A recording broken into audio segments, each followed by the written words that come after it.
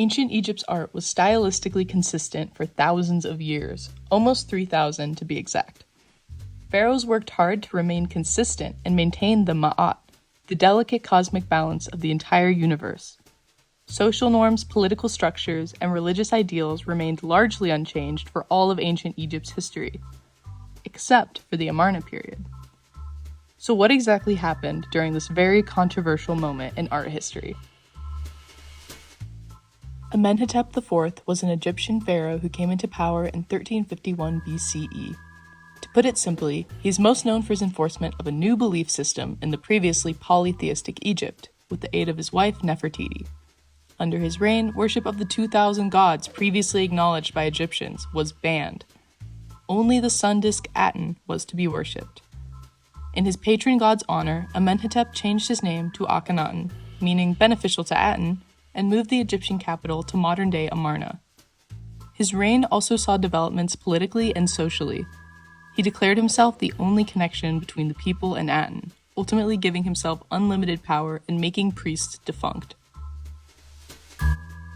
Given that he enforced what was essentially monotheism on a polytheistic society, destroyed names and depictions of popular gods in temples and texts, moved the capital of Egypt, and ultimately disrupted the accepted order of society, he wasn't an exceptionally popular pharaoh. He's even commonly referred to as the Heretic King. With this context in mind, let's look at some art. The Amarna relief carving on the left depicts Akhenaten and his family seated beneath the rays of Aten. The tablet on the left is provided as reference for the style of typical Egyptian art. As you can see, the styles are drastically different. Amarna art throws out the typical canon of proportions required for Egyptian art, giving the figures unnaturally long and slender limbs. Forms are delineated by varied line weight, giving them a more loose and less geometric construction. This fluidity also translates to a greater sense of movement. Although the forms still conform to traditional two-dimensionality, they clearly deviate from typical Egyptian axiality. It should also be noted that Akhenaten frequently had his wife and children portrayed in royal art without hierarchical scale, meaning that they were properly sized relative to the pharaoh, which was not standard practice due to their subordinate role. Also, intimate family scenes, such as the one in this carving, were unorthodox for typical art of royalty. Rather than projecting an air of strength and responsibility, Akhenaten chose to display his family as loving and human. Clearly, the pharaoh's family was important to him and he wanted them to be shown as equals. This is another very famous Amarna sculpture depicting Akhenaten. I've provided another Egyptian sculpture as reference. As can be seen on the right, pharaohs were typically depicted as masculine and muscular, with wide chests, straight posture, and fists clenched in order to communicate power and strength. Akhenaten, however, has slim shoulders, low muscular definition, and a rounded belly. He also has a slim, long face and supple lips. All of these traits are considered to be traditionally feminine in Egyptian society.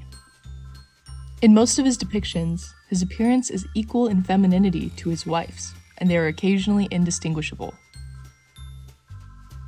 So why was Amarna art so different, particularly the naturalistic way in which bodies were depicted? There are a few key theories. Firstly, some believe that because of his worship of an androgynous god, Akhenaten desired to be depicted in a similarly androgynous way, hence the typically feminine characteristics such as wide hips, full lips, and narrow shoulders. After all, he referred to the Aten as the mother and father of mankind.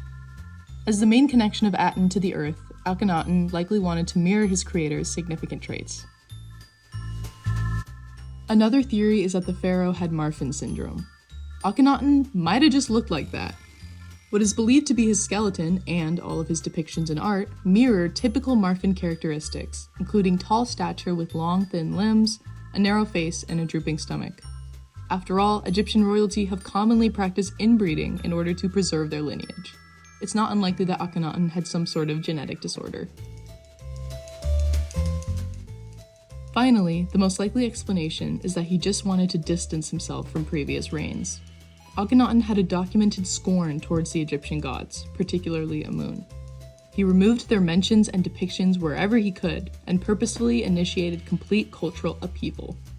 It's not unrealistic to assume that he would want to be recognized as distinct from his predecessors. Although Akhenaten's reign was an interesting blip in Egypt's history, he was wildly unpopular and his ideas were destroyed as soon as he was gone. His new capital and monuments were deconstructed, his religious revolution was reversed, and his name was systematically erased from every record possible. His controversial policies led his adversaries to attempt to exterminate every trace of his existence, but with the hard work of archaeologists and art historians, his story has been brought back to life.